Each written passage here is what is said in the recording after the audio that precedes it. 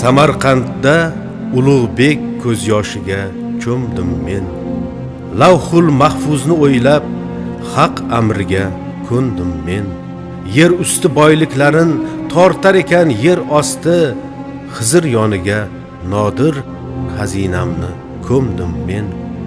Yana tonglar otib kun kulgaymi, kulmagaymi, kimni boy berdi dunyo, bilgaymi, bilmagaymi, sayyoralar 100 yilda yozarkan bir dasturxon, bunday mehmon 1000 yilda kelgaymi, kelmagaymi.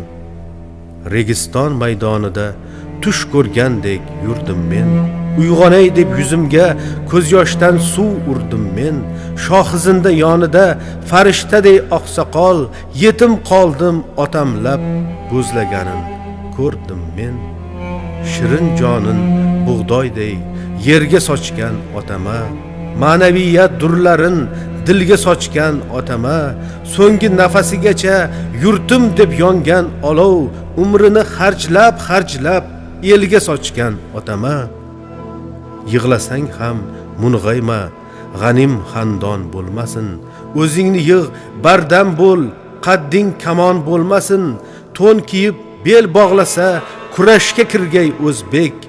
O'zbekiston jigarim, ko'ngling yomon bo'lmasin. Chaqmoqdek musibatga tog'u toshdek bardosh bor.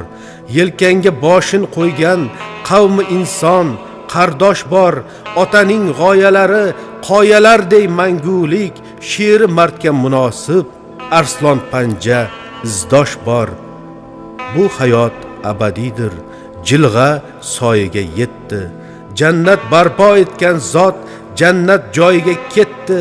O'zi bizga qaytargan daholarning yoniga, buyuk sohib qironning qurultoyiga ketdi.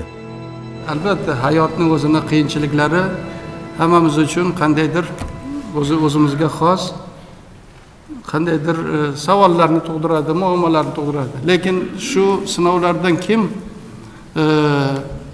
sog' omon bo'lib yengib chiqadi? Kim o'zini sog'lig'ini saqlaydi? Kim o'zini tozaligini saqlaydi, sofligini saqlaydi? Kerak bo'lsa, o'zini kelajagini saqlaydi. Beg'araz odamlar. Havas bilan yashash kerak, hasad bilan emas, havas bilan.